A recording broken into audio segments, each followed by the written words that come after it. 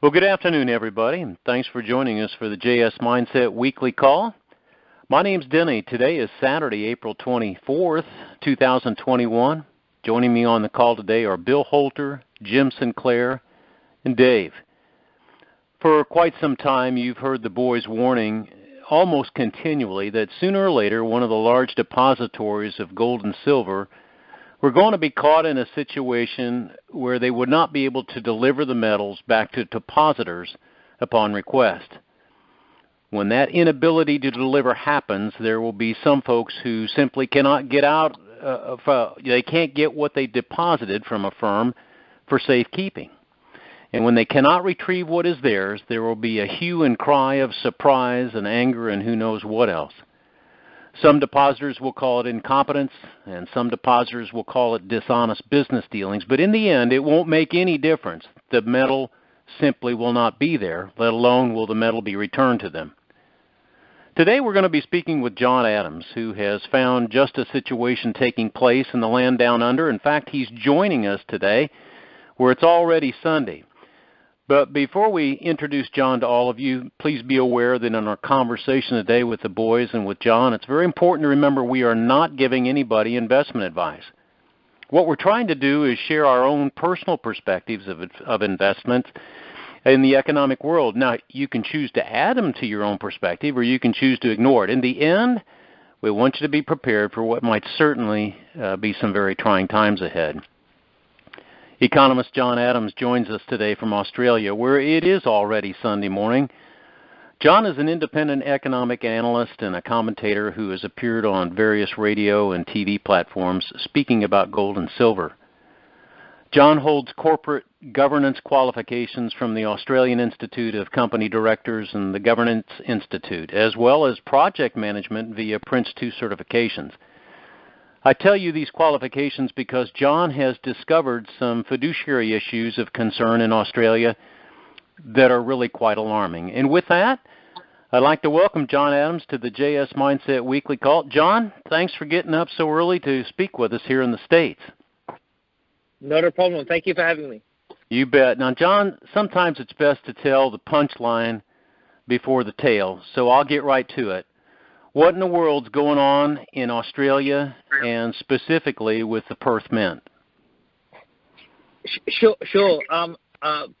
Thank you for the opportunity to sort of go through the story. So now, probably what I'd like to do is start from the very beginning. So just so if your audience members are not aware, I've been in the bullion business for about 3 years.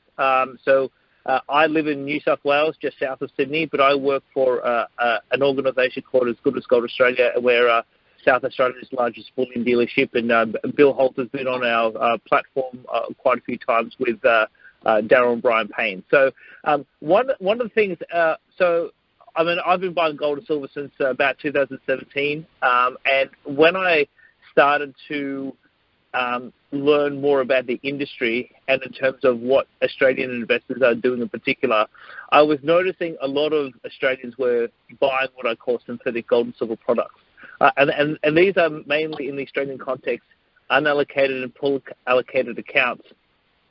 And a lot of Australians didn't actually understand what they were doing.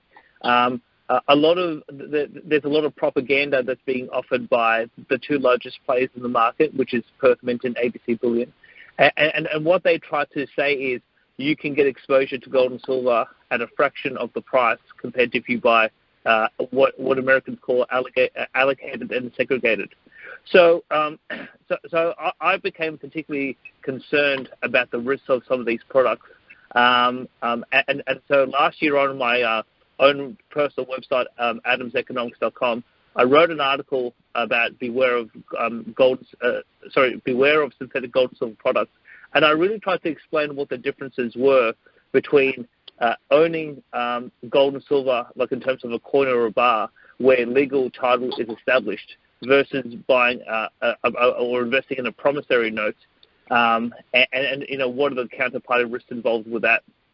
So we had some success in terms of last year. A number of Australians read that article, and we helped through As Good as Gold Australia a few investors make the transition from a synthetic position to a physical position. and that was sort of around, I think, July, August 2020.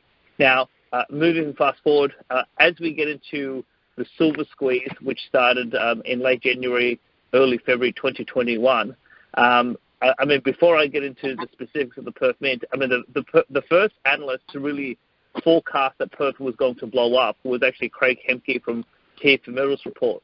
So Craig wrote an article for Sprott Money on the 2nd of February and said that the silver squeeze movement wouldn't result in a crisis either in New York or London, but it's going to happen either in Perth, Zurich, or Montreal with these unallocated accounts. And lo and behold, it started in Perth about 6 weeks later.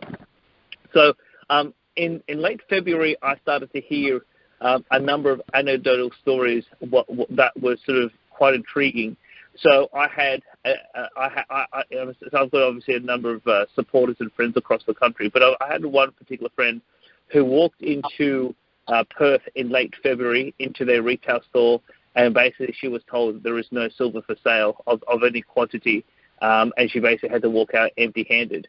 So what I should say is, as Good as Gold Australia, we are a approved distributor for the Perth Mint.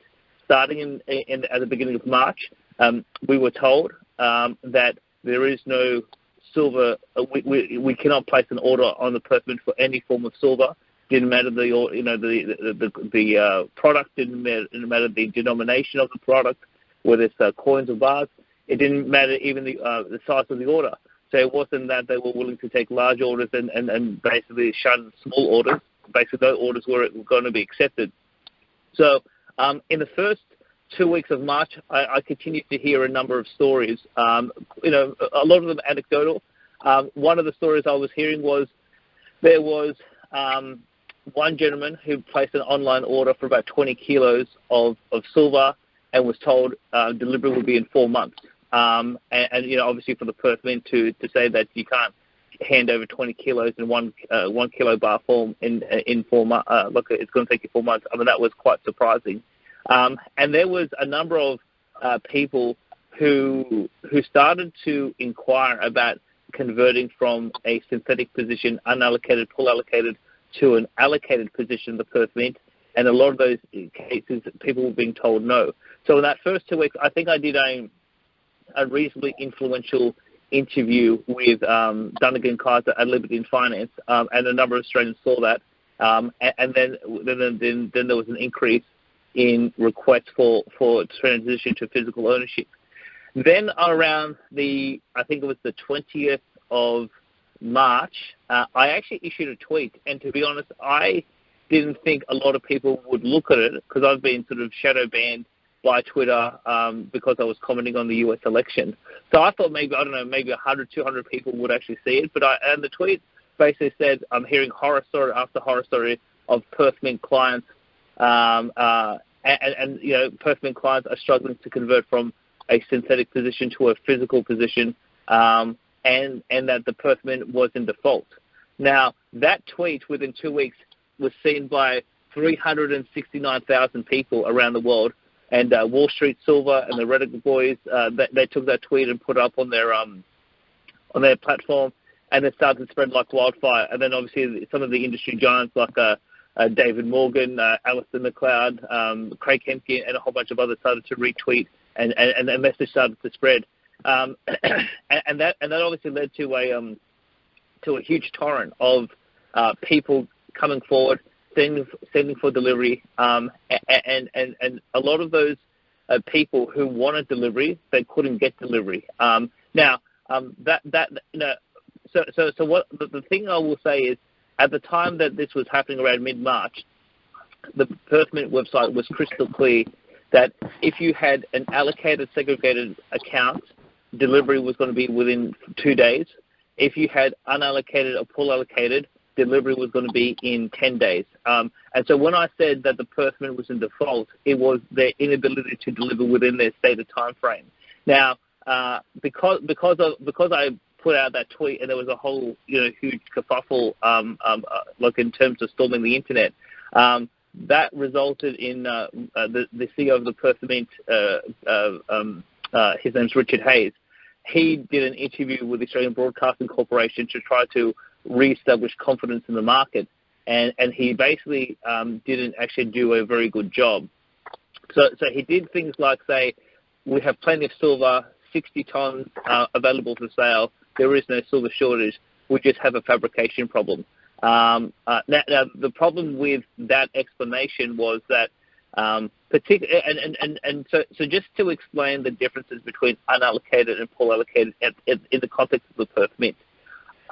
Unallocated is what they describe that as is silver that is effectively in raw form that is being used as the working inventory of the mint. So you don't actually legally own a bar or a coin, but all you do is own a share of this pile of silver that they are using in their production. Now, pool allocated is slightly different. The Perth Mint says that they have effectively a warehouse or a vault somewhere full of 1,000-ounce bars, and what investors do is they buy an interest in the pool. So that, for example, rather than owning a single bar, maybe they own 100 ounces. So they own a portion of a bar. So it's a fractional ownership sort of system. Now, I have two clear examples of people who basically said, okay, I have more than 1,000 ounces in pool allocated form. Why don't you give me one of these 1,000-ounce bars? So I don't want you to fabricate a smaller bar. I want you to give me one of these bars that you have in this warehouse. And in both cases, they were told, no, you can't. We can't give you a 1,000-ounce bar. And in one case, one person who had about 3,200 ounces of pool allocated, he basically was told there was something. The warehouse is organized in such a way that his product wasn't allowed to retrieve one of the bars. And then with another client who had about 10,000 ounces of pool allocated, he said there was some problem with the accounting system in terms of the Perth Mint, and that prevented him from getting any form of delivery. So that was completely bogus.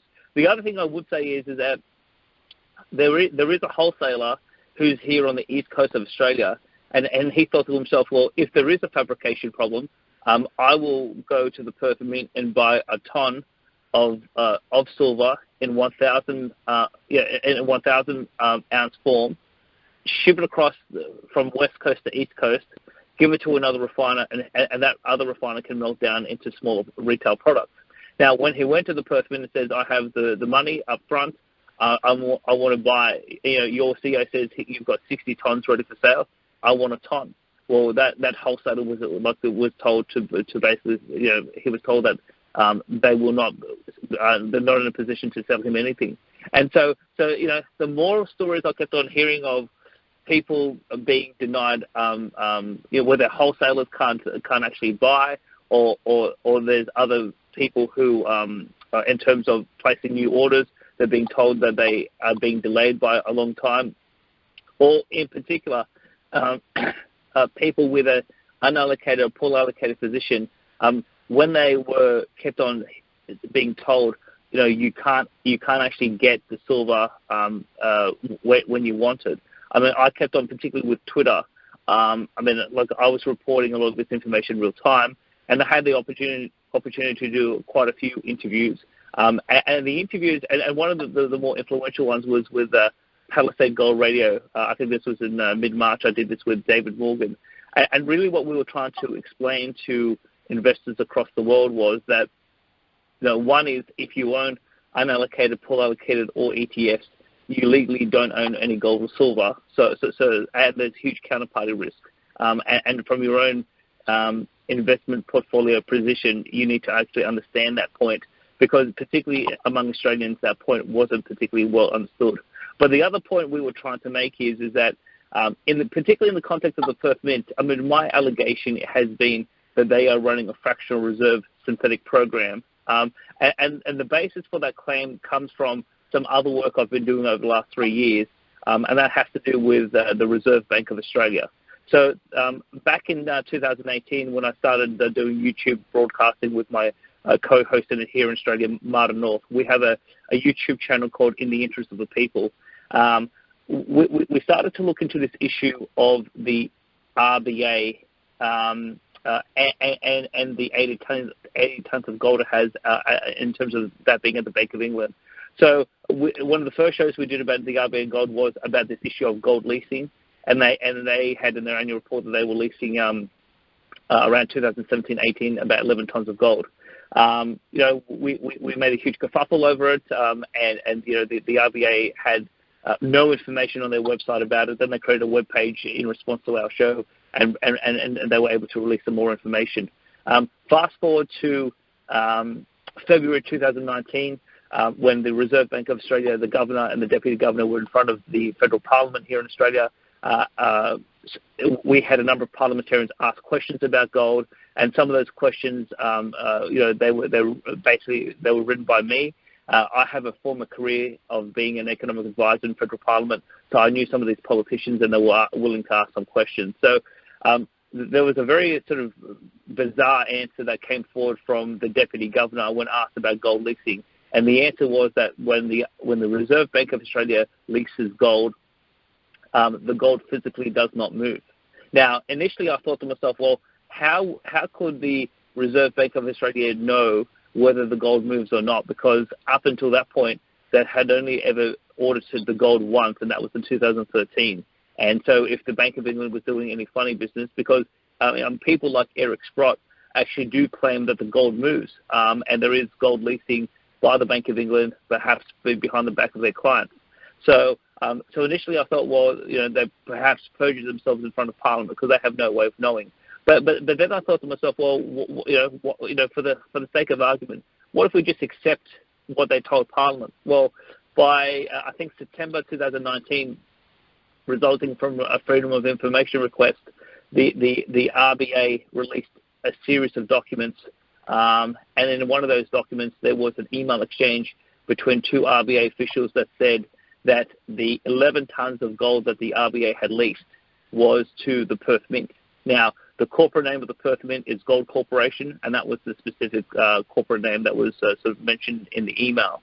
So you've got to think to yourself is, well, if what the RBA said is true, why would a manufacturer / retailer of gold and silver lease 11 tons of gold from the central bank, where the gold is sitting in the Bank of England, and the central bank told Parliament the gold does not move? My contention is that what's really going on at the Perth Mint is when they claim on their website that their synthetic products are backed 1-for-1, and there's no fractional reserve basis, and it's fully 100% backed. What in fact they're doing is they're perhaps using leasing arrangements to basically try to make up whatever their exposure is. So, for example, just say their exposure on gold was 100 tons in these synthetic products. Well, they probably have a certain number of tons on hand, but then when they have a shortfall, and how do they make up the shortfall? They use these leasing arrangements. And if you look at the last annual report that was published on, so the accounts were finalised for 30 June 2020. There's a line item in the balance sheet called, I think it's called precious metal borrowings. Precious metal borrowing interest bearing, and that came to about $1.7 billion, and that's obviously in Australian dollars. So basically, the interest-bearing component of their borrowings is actually the lease payments that they make when they borrow gold, and a fraction, a portion of that 1.7 billion is the RBA's 11 tons of gold. But no doubt the Perth Mint has borrowed either other gold or silver from other counterparties which have not been released to the market, and that's how they're basically backing up their synthetic program. So what I think we're seeing is, particularly in the context of the Perth Mint, we have seen the beginnings of their synthetic program starting to fall apart, and that's obviously waken up. It's woken up a whole host of Australian investors, particularly those who are clients of the Perth Mint. But I think the story has started to spread like wildfire right across the world. John, let me jump in and let you catch your breath for just a second. A couple things. If you could clarify for us, is the Perth Mint private or public? And the second thing on this gold lease, if I do the math right, That's 1 million ounces of gold. So the question that probably many people have, where to go? What was it that if everybody's depositing or buying from them, what happened to the inventory? Was it hypothecated? Was it rehypothecated? So first of all, Perth Mint, private or public, and then what do you think happened to the gold? Sure. So the Perth Mint is a public institution, so it is owned by the Western Australian government, and obviously the Perth Mint is a corporation, so it is a they set up as a public sector corporation, but it is owned by the WA government, and the minister responsible in the Western Australian Parliament for the Perth Mint is the leader of the government, the Premier. So that's probably point one. Point two is, in terms of, what we really don't know, and look, I want to make, a general criticism of the entire industry is when certain players are running a synthetic program and they say it's 100% backed, part of the problem that the market cannot understand is these players do not publish the size of their exposure, but they obviously provide no evidence that their exposure is 100% backed. So, for example, how big is the Perth Mint program? Is it, are we talking, for example, 100 tons of gold? Are we talking 500 tons of silver? And where's the evidence that they actually have that? That evidence isn't presented. What they try to do is to present themselves as highly respected and credible institutions, and they obviously try to use their friends and buddies in the mainstream media to for them to push this whole narrative so that people can be assured that the Perth Mint is they're doing everything consistent with what they say. Now, one of the big problems as to why the Perth Mint, it was a massive public relations disaster what happened in late March, early April, and one of the reasons for that is most Australian investors in gold and silver do not get their information from the mainstream media because typically they don't talk about it. So they go onto the alternative media, so whether it's JS Mindset or a whole host of YouTube channels, and they'll listen to people like Bill Halter or David Morgan, Craig Hemke, all of these sort of guys. These are the sort of influential voices where most Australian investors get their information from. And so when this whole situation started to blow up, Richard Hayes and the public relations team at the Perth Mint had a deliberate strategy of trying to reassert confidence using the Australian mainstream media. So they gave an interview with the Australian Broadcasting Corporation. They went on Sky News here in Australia, and they did this this bizarre 6-minute, 44-second propaganda piece. They went on. They did a number of interviews with the Western Australian newspaper, and they brought in some journalists, some mainstream journalists, to come in and actually take photos and to actually sort of ask any questions they want.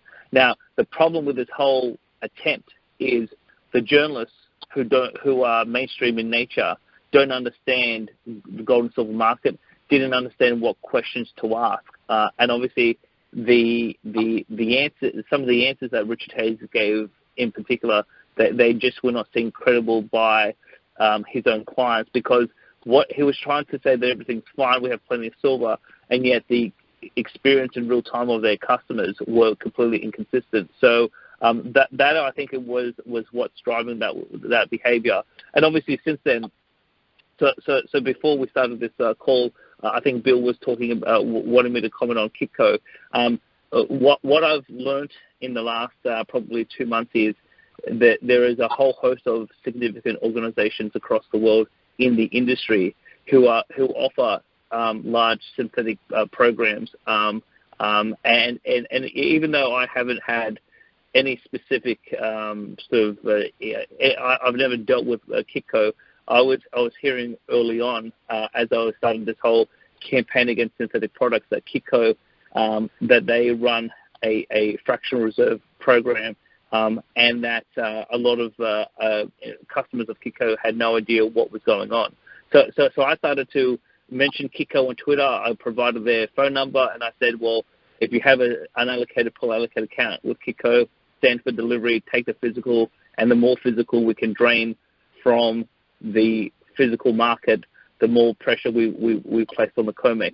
And then all of a sudden, I think, and I don't have the data in front of me, there was a customer of Kitco who came back to me, and basically, they sent me a private message on Twitter that I republished, and the message basically said that a Kitco employee told this customer that our program is not 100% back, and that was effectively official confirmation that even Kitco is running a fractional reserve program. So I think as we go forward, as this silver squeeze movement continues to pick up pace, we're going to see more and more examples of a whole bunch of organizations across the world who have said that we have plenty of silver, we have plenty of, our programs are 100% back, and you're going to see, a number of programs being exposed from that. But I do have to say that even though this conversation has been about these unallocated, pull allocated accounts,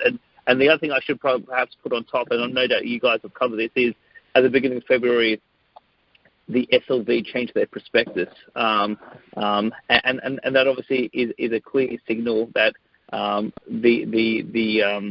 SLV can't get enough silver to meet what the demand was.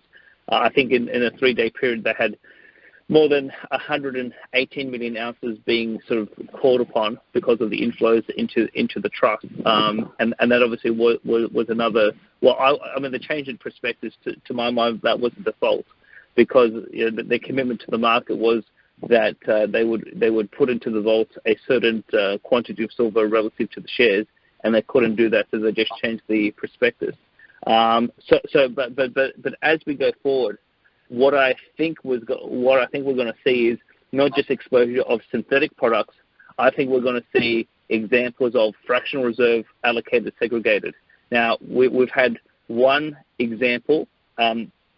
So in late March, a woman here in Australia had an allocated segregated account with ABC Bullion.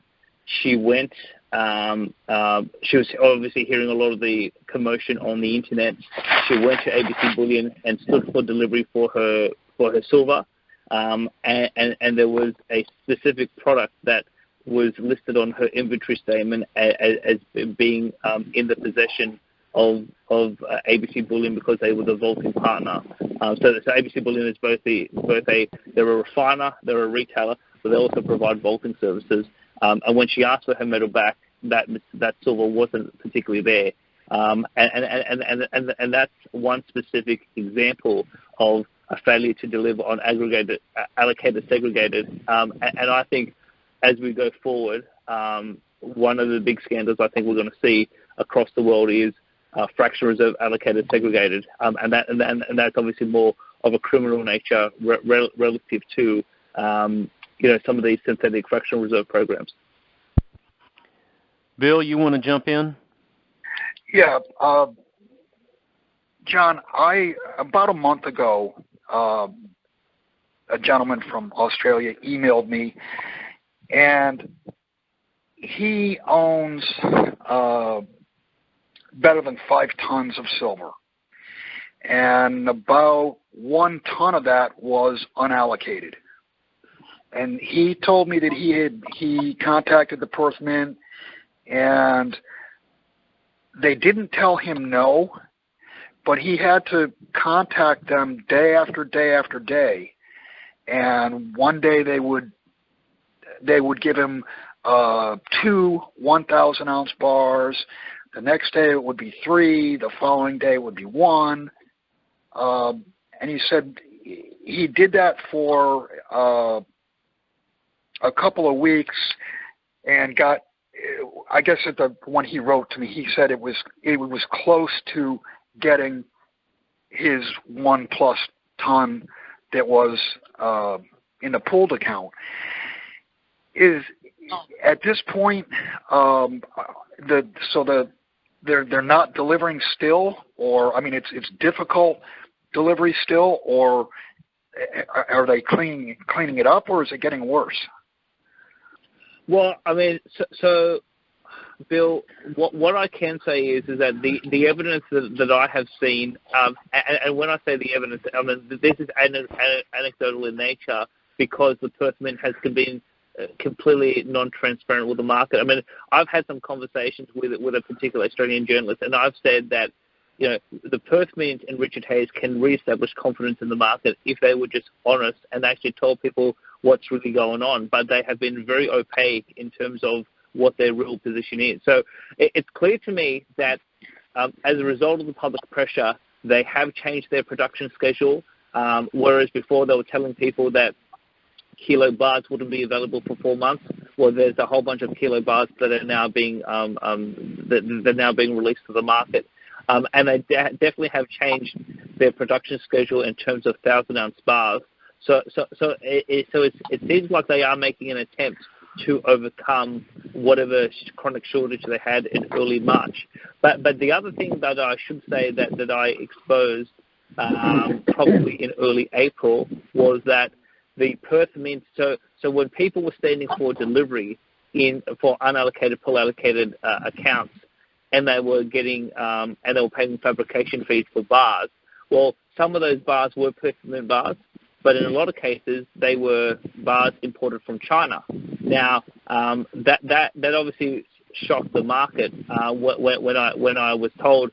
So there was one person who sent me a message saying that he had, I think, 17,000 ounces. He stood for delivery. He was told, we will give you 2 1,000-ounce Perth Mint bars, but if you want to settle the transaction today, we have to give you 15 bars that were manufactured in China, and they are like from an LBMA approved refinery, and so that investor was willing to accept that. Now, when I issued the tweet, there was a lady in Victoria who saw the tweet and alerted her husband to what I revealed to the market, and then because he had only days earlier went from unallocated to allocated, and he actually called up the Perth Mint and said, "Well, can you just explain to me what bar did you actually give to me when I bought allocated?" And they said, "We gave you bars from China," and basically that this investor had no interest in having Chinese bars. And you know, the Perth Mint, I should say, they are a little bit more expensive compared to some of the other options in the Australian market, but some Australian investors are willing to pay higher prices because they're expecting to get Perth Mint product. I mean, Perth Mint seem to be they seem to be one of the best refineries in the world in terms of its quality, in terms of its standards, etc. So if you're willing to pay a little bit extra to deal with the Perth Mint, you're expecting a specific brand, a specific product, etc. And that definitely has been surprising. So that, you know, whatever shortfall they have, and they definitely do have a shortfall, Bill, they have been trying to cover it up with either changing the production schedule, or they have been changing, or they've been supplementing their bars with bars imported from China. And I don't know if you and Jim have a view on the Chinese bars. I mean, there are some American analysts who are skeptical about these bars because the LBMA, when they were running low on gold and silver last year, they approved, I think it was about 30 new refineries in China, right, Russia, Kazakhstan, Turkey, etc. So there are some questions, but I should say that having spoken to refiners, wholesalers and retailers in Australia, some of these Chinese bars there have been no problems to date. So everything has been above board. But obviously there are, you know, to some investors' minds, there are some questions as to, you know, the integrity of these bars. But that's what I think the situation is. Now, I can say that probably in the last week, you know, with Gold Australia, we've had some clients come across from Perth Mint. So the Perth Mint is still losing business. So if everything was on the up and up, we would not be seeing customers of an unallocated, full allocated nature. Because what they're doing is, if they're dissatisfied with either the ability to deliver or the quality of the product that Perth Mint is willing to settle in, they're getting a cash redemption and they're going to other dealerships to actually they're going to other dealerships so they can actually get physical. And the dealership that I work with, I mean, we have seen a lot of business come our way. So now the other thing I should say, Bill, is that one of the big tells is anytime a organization, the gold and silver business, when they're being exposed, they'll try to quietly change their documentation so that they can sort of cover themselves from a legal point of view.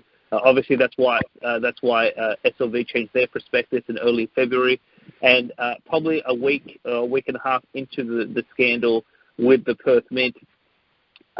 So for their unallocated, pool allocated accounts, they have a financial document called a product disclosure statement. They quietly inserted a new paragraph on page 16, and that additional paragraph basically said that due to various delays, we give ourselves the option of delivering more than 10 days. So that was a big tell. And then obviously in a number of strategic places on their website, they've actually just tried to give them more legal flexibility to deliver beyond the 10-day period. And so on my YouTube channel with Martin North, in the interest of the people, we did a show about 2 or 3 weeks ago. It's called The Australian Silver Crisis, and we documented all of those changes to the Perth Mint documentation and their website. And again, when the CEO is coming forward saying everything's fine, and then behind the scenes they're changing all of their sort of legal documentation to limit their legal liability because they can't deliver within their stated timeframes. I mean, that obviously is a big tell that something deeper is happening at the Perth Mint beyond what they're willing to reveal to the market. Are they still delivering Chinese bars at this point? So to the best of my knowledge, that they are delivering both Perth Mint products, but also they are delivering some Chinese products as well. Okay. John, what do you think? You've been riding this mule for the better part of a year now. You have uncovered it. Is it malfeasance, or is it incompetence, or a combination of the two? Yeah. Well, the thing is that look, I would say definitely what we're dealing here is in terms of malfeasance. I mean, a lot of these programs have been set up with the stated intention of running a fractional reserve Ponzi scheme. Now, obviously, a lot of people are saying that we have metal, it's all back, etc. But we are seeing examples, and some of these examples are not just here in Australia. I mean, there's been some US examples and Canadian examples that have highlighted. So we have had, I think, maybe 1 or 2 Kiko customers who have sort of had run into problems. There's been a company in Delaware called Fidela Trade. Look, I think last week I put up a tweet. So someone was dealing with Toronto Dominion Bank, who had a silver certificate stood for delivery and basically had to settle in cash. So I mean, so again, at the current price of around $26, $27 US an ounce in silver, there's just not enough physical silver to go around. And what I've tried to do, so the thing is that if you think about, well, how can we get genuine price discovery in the silver market? Well, yeah, I mean, you basically have to sort of deny COMEX enough silver so that they've got to release the price. And so what I've tried to do is thinking, well, because everyone's expecting a big whale to come into COMEX and stand for a huge amount of delivery, and that's going to basically be the death blow. And obviously the price is going to go ballistic in terms of that. So I've been hearing about the big whale theory for quite a while, and I thought to myself, well, how can I play a part, being a small retail investor and a small commentator? How can I actually help this silver squeeze movement? And I thought to myself, well, when you actually add up around the world, how many millions of dollars that are actually in these unallocated, pool allocated accounts, which I think are by design of a fractional reserve nature, we're talking at least $5-6 billion.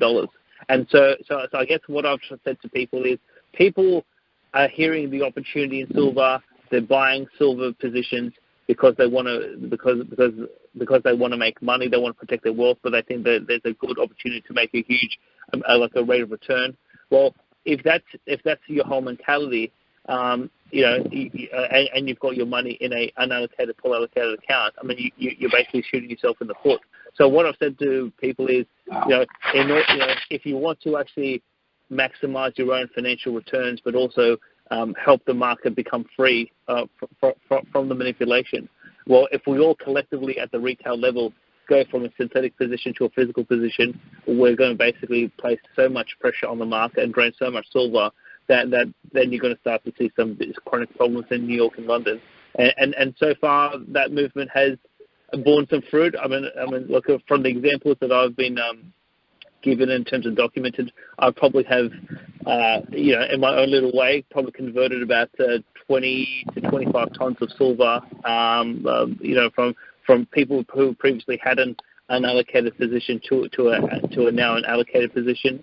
And so that I think is, and I've said in several interviews, that's a material, permanent structural change to the market, because once investors understand what these synthetic positions are all about, and they convert from unallocated, full allocated to either allocated or taking physical delivery, they're never going back to a synthetic position. So we are making a permanent change to the market, but obviously, one of the concerns that I have is that if you have gone to allocated and what you Americans call allocated and segregated, and you are storing with a counterparty, well, now we have to be vigilant as to does that counterparty actually have all the allocated segregated metal that they have, or are they running that program on a fractional reserve nature as well?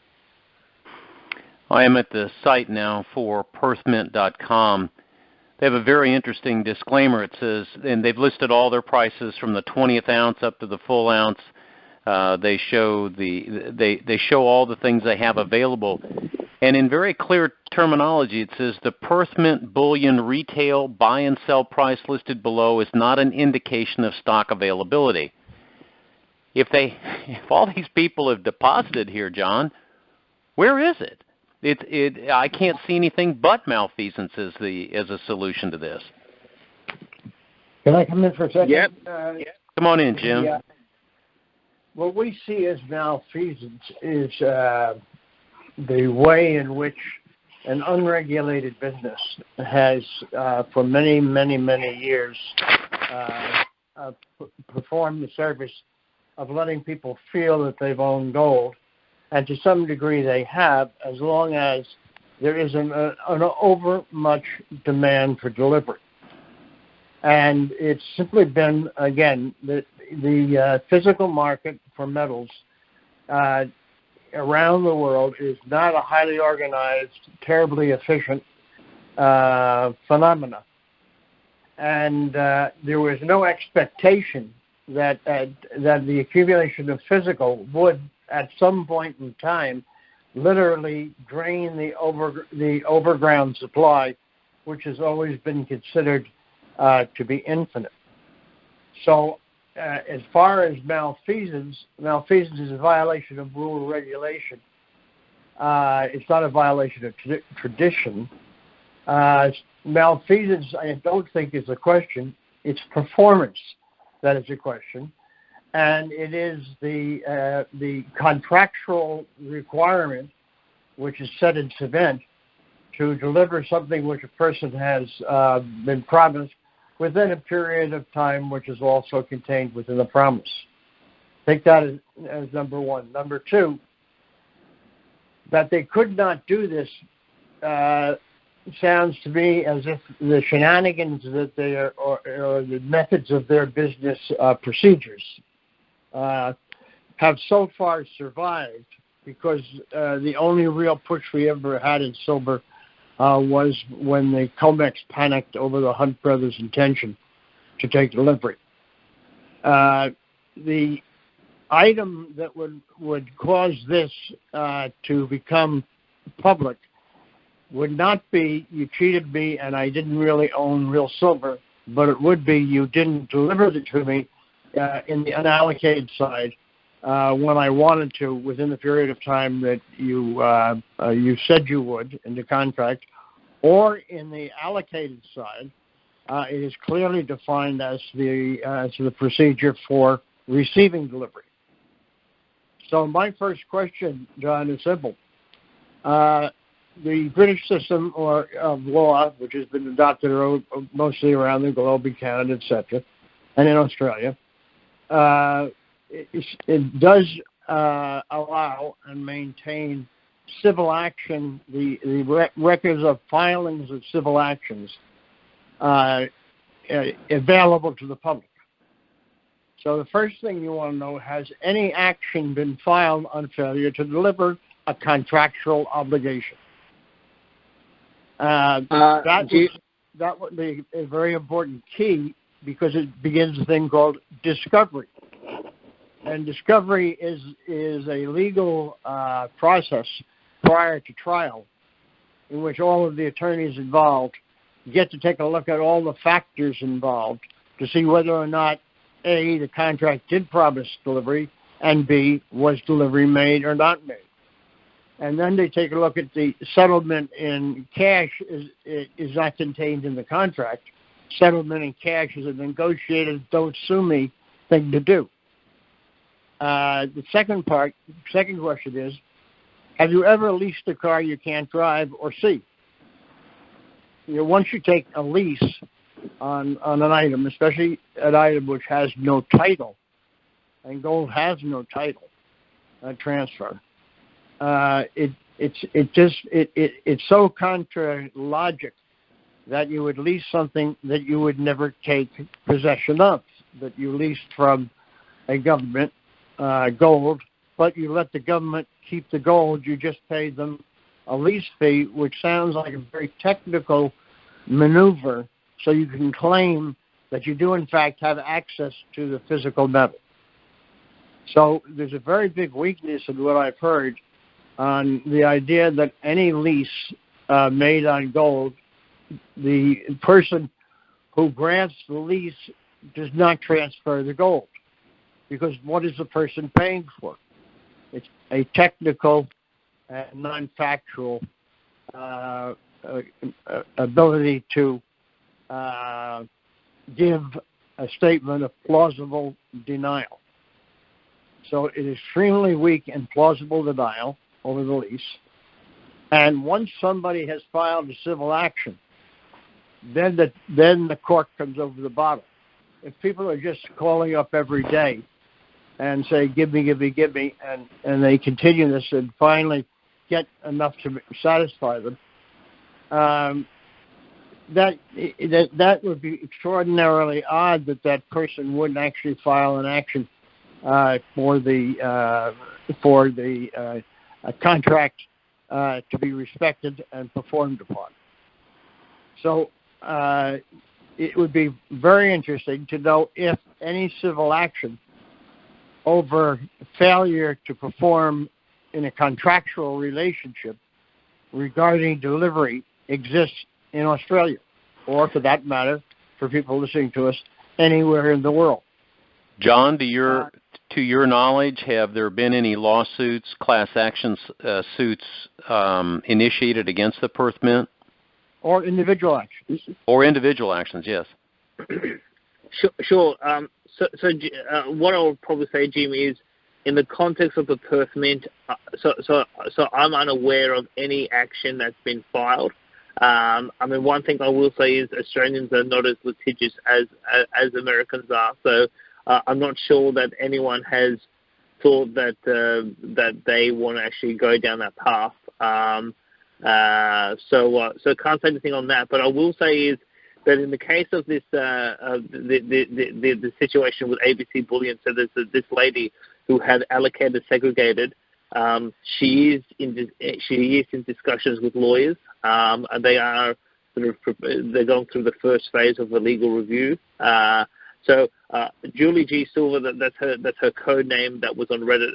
She's been following my commentary for a number of years here in Australia.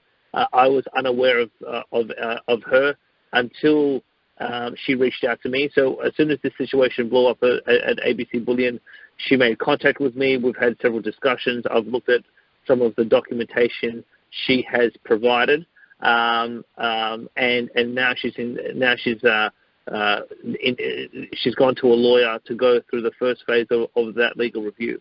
And that legal review is basically saying, well, what evidence do you have in terms of, so she's collected a range of artifacts in terms of invoices where she paid for product, in screenshots of inventory statements, receipts of storage payments in terms of the vaulting, and then obviously putting things together like a chronology.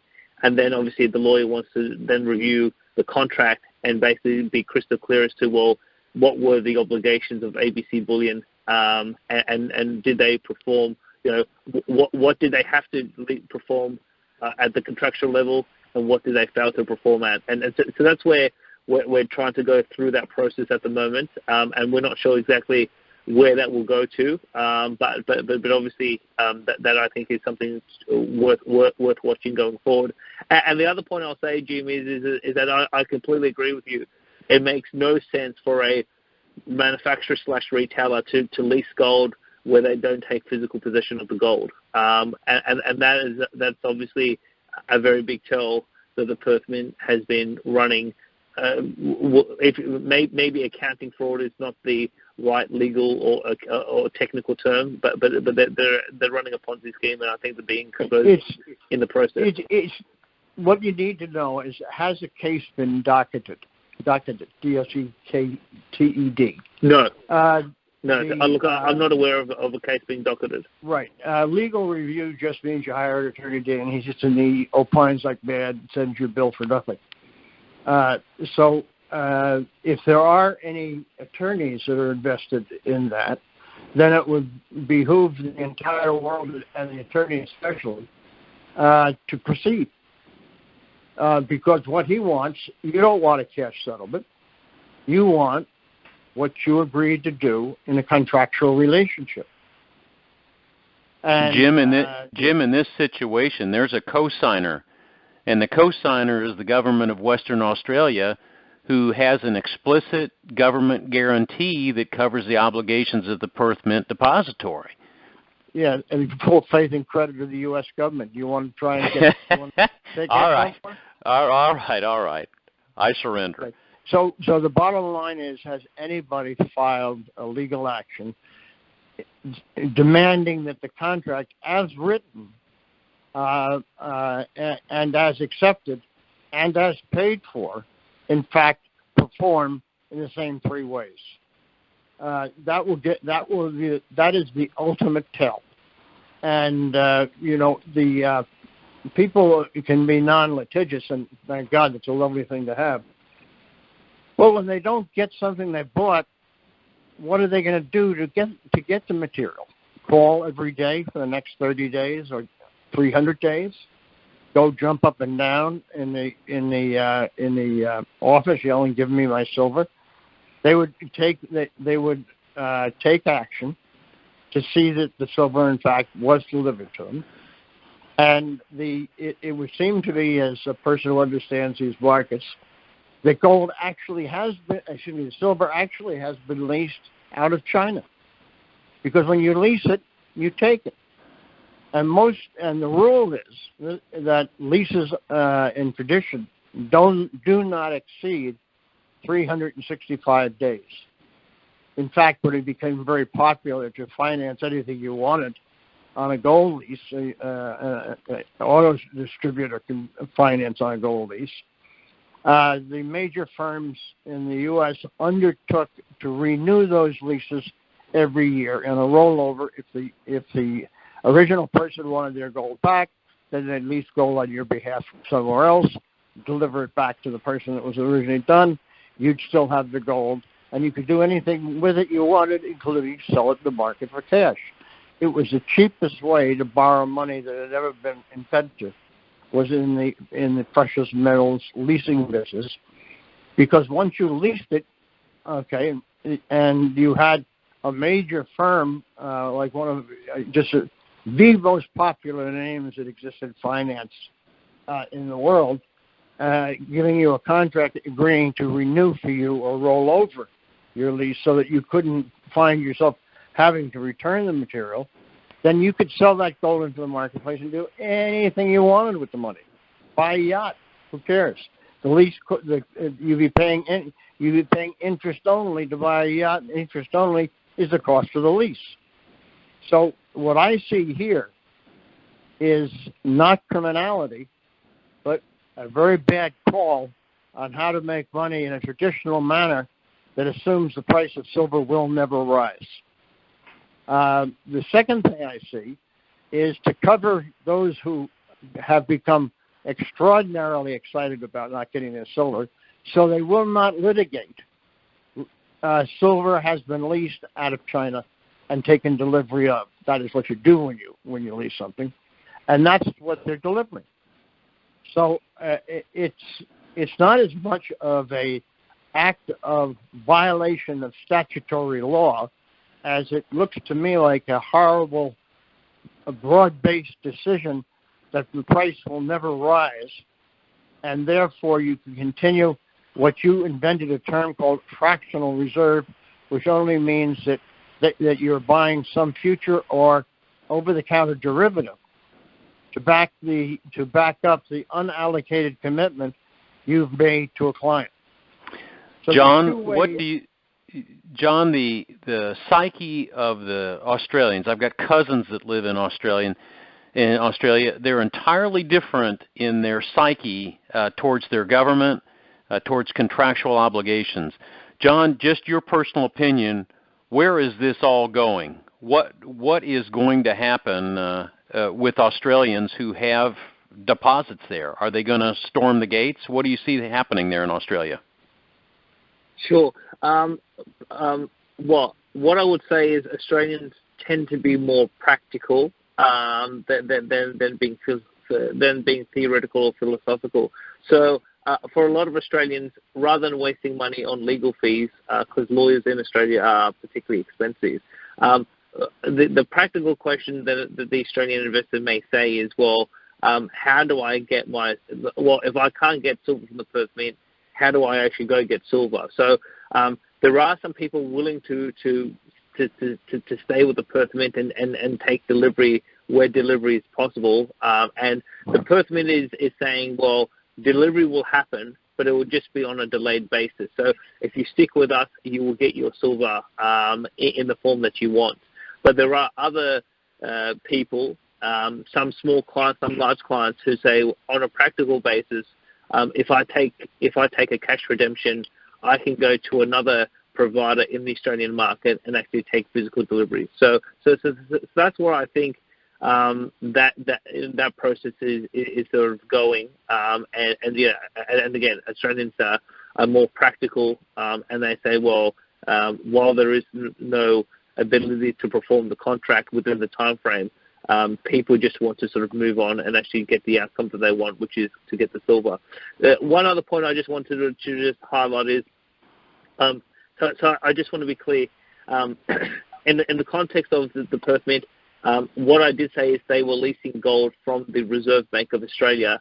So far, I haven't seen any evidence that they are leasing leasing silver from China. It seems that they are purchasing silver from China, and that silver is coming through. So now they are leasing gold and silver. So like I said earlier in the conversation, their lease position as of 30 June 2020 was $1.7 billion. A portion of that is gold from the Reserve Bank of Australia. The rest of it is, we don't know what it is. But yeah, just I don't want to make anyone walk away with that impression that there is no evidence of leasing from China, but it looks like they are purchasing silver outright from refiners and bringing that into Perth.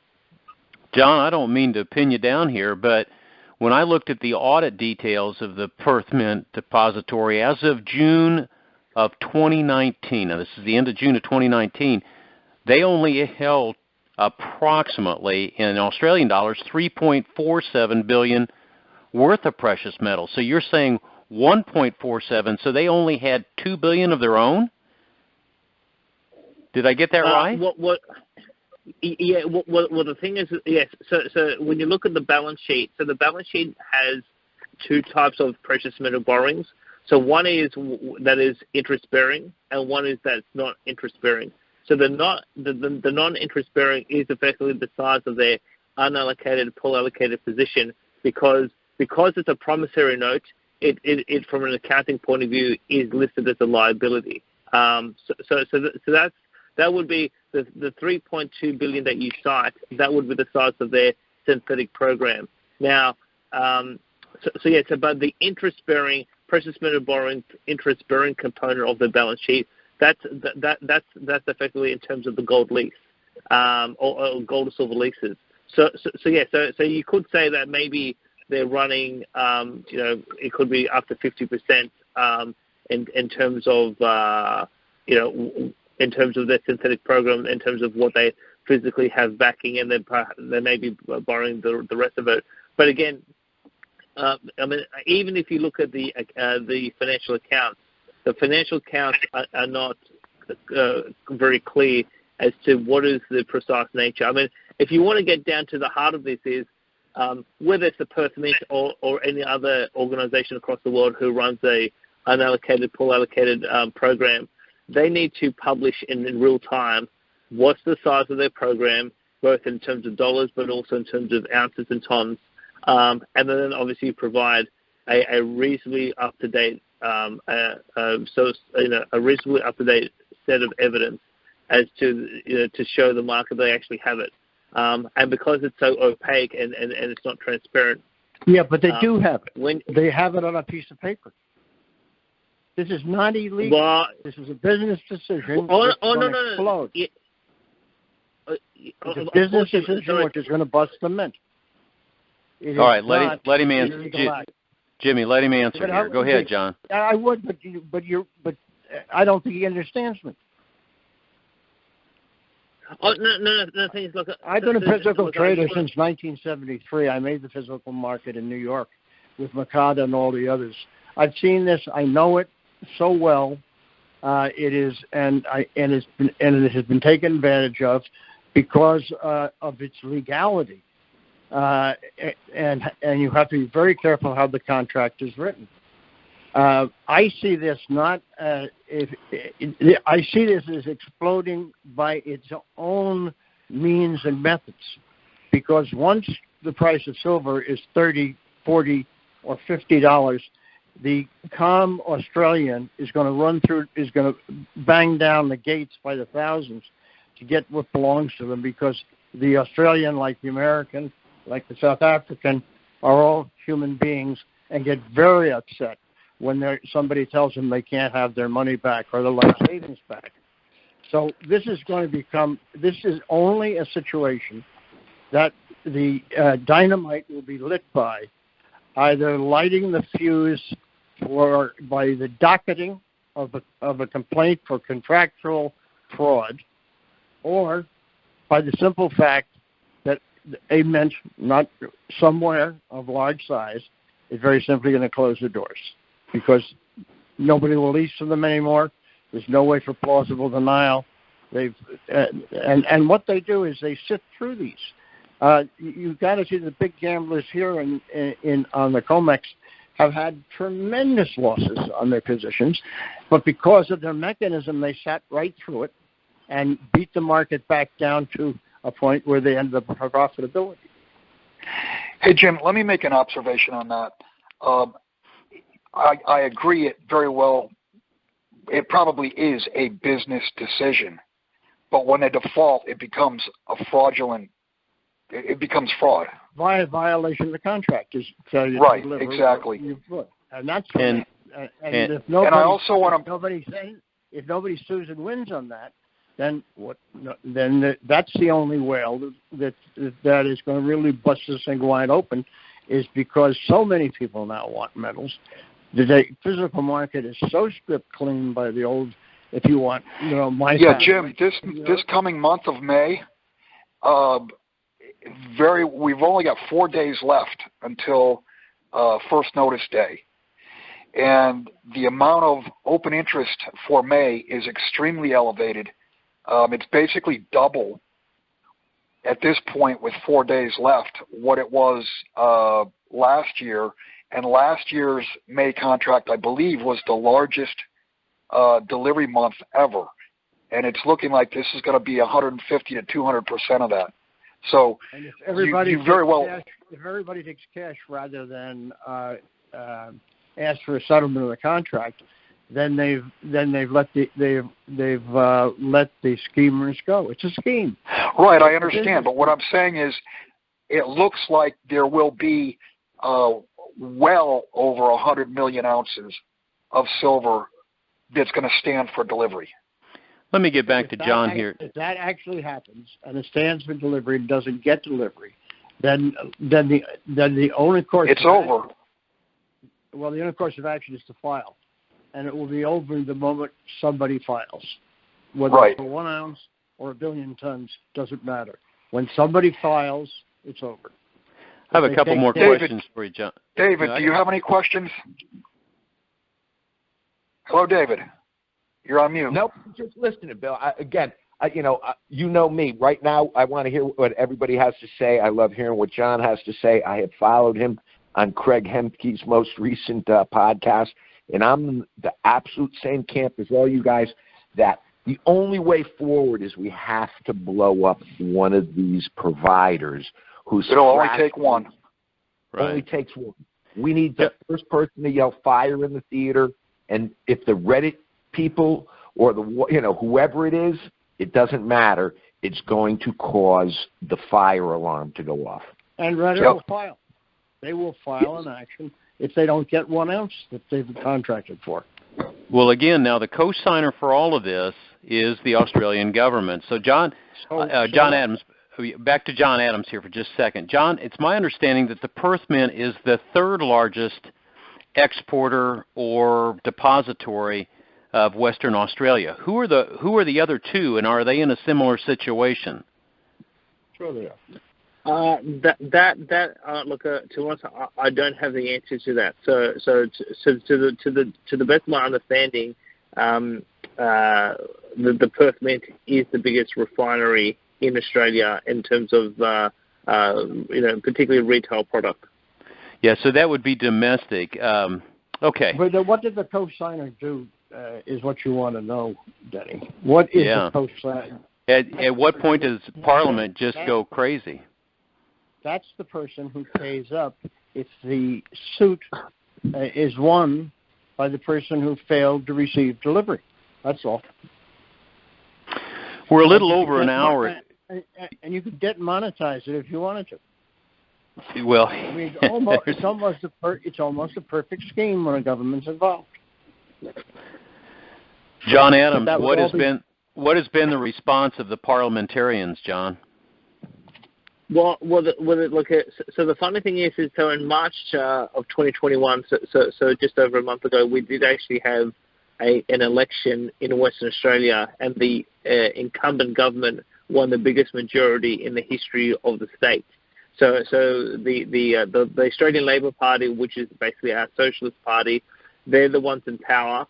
So far, the Premier, the leader of the government, has said that any issues relating to the Perth Mint is up to the board. And so far, there's been no interest by the Premier or the Parliament to actually say anything about this issue. I know there have been some letters sent to various members of Parliament, but I think, to be honest, Parliament's not going to do anything about it. So, but the other point, Danny, I just wanted to sort of raise was just in terms of what Jim had mentioned. So I never said that these full allocated positions were illegal. So obviously it is absolutely legal, and that's obviously a point that Craig Hemke has also made. And obviously I understand the point that Jim's making about the importance to file. All I can say is that in the context of the Perth Mint, I'm unaware of anyone who has actually done any filing against the Perth Mint.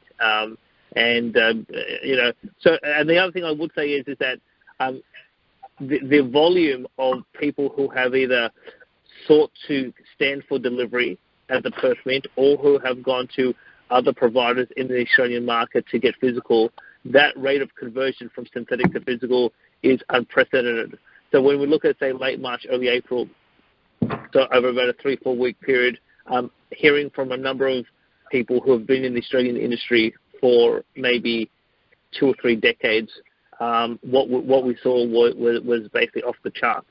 And so even, for example, with other large providers of unallocated, pool allocated positions, they just saw a huge torrent of customers walking in and saying, hey, I want to take physical. So that torrent definitely has happened. Now, as we get into the May contract, as Bill mentioned, will that process intensify at the retail level?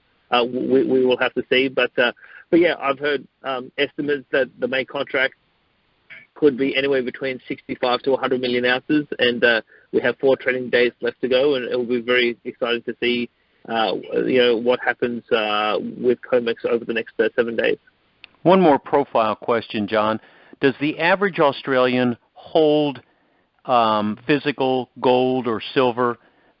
What is the psychology of the average Australian to precious metals?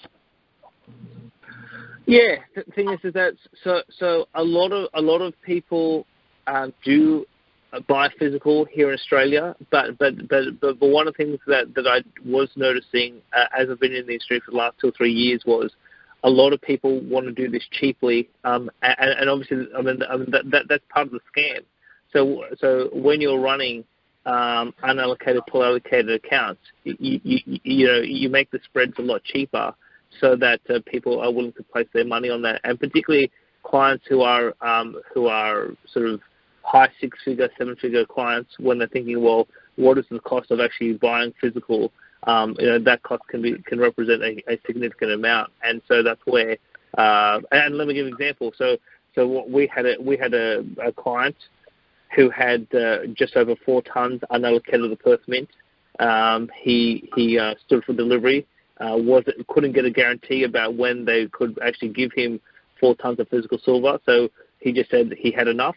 He got a cash redemption, came across to us, and he bought 4 tons of physical from us. So so they're probably some of the broad observations I'll make about the Australian market. But I should say that look, I think this is a very dynamic situation. And I can't comment about Americans or Canadians, but Australian retail investors who are in this market have very limited knowledge and experience about. So Jim was talking about some of these schemes that have been running since the 1970s. As I've been getting into this industry and learning more, I've learned more about the history of the market and some of these schemes. A lot of Australian investors still are very naive about the ways of bullion dealerships, and as more of these talking points get out, as more education starts to filter through to the market, I think we'll see further changes in the structure of the market, what in terms of what investors do, whatever sort of positions are left in the unallocated, pool allocated accounts, I think we're going to see further changes towards physical in the weeks and months ahead. This John will Adams, continue as long as the XYZ Mint can buy people off. The unusual and ethically questionable, but not illegal, business method will continue. The whale may turn out to be many small clients in the huge business standing for delivery in May or some other month, and that want what they've got contracted for and will not accept the cash settlement.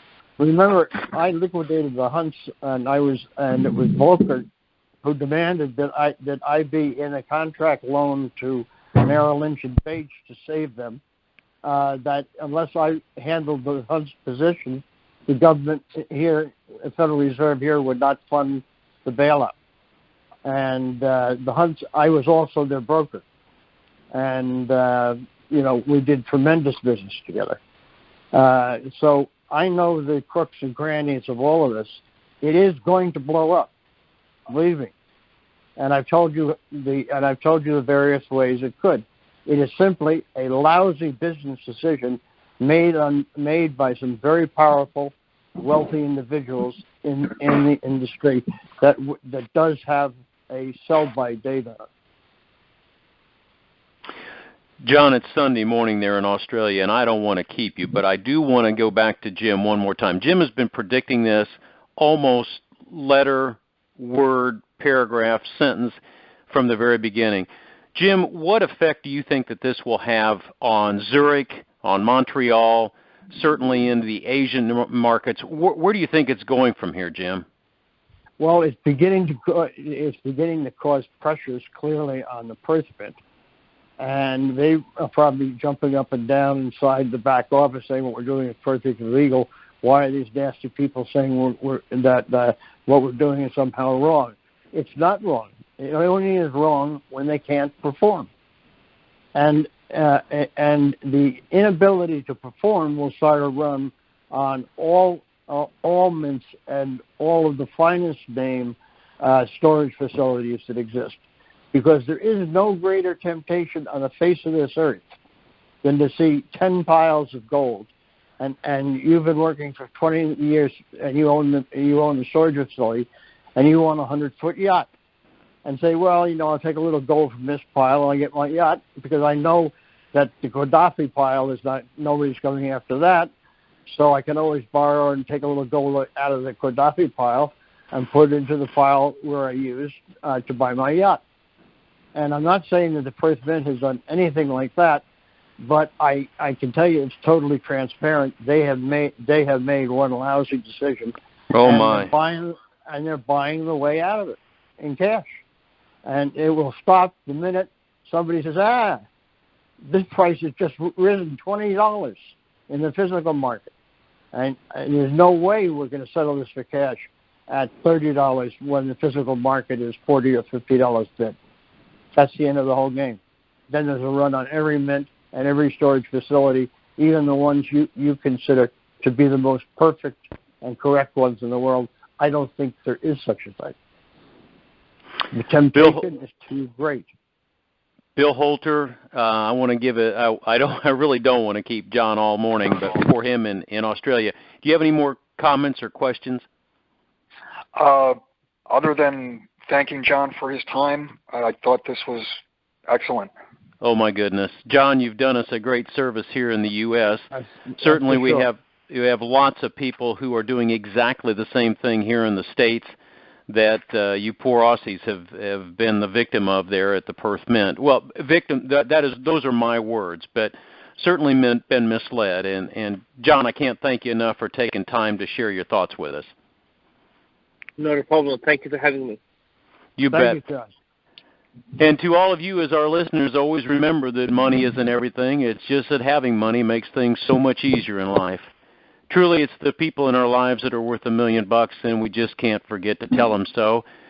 John Adams, thank you for your time. You're a gentleman and a scholar, and if we can ever return the favor, you, by golly, reach out to us. I also want to thank J.B. Sleer for helping us get this all arranged. And with that, we'll talk to you all next week.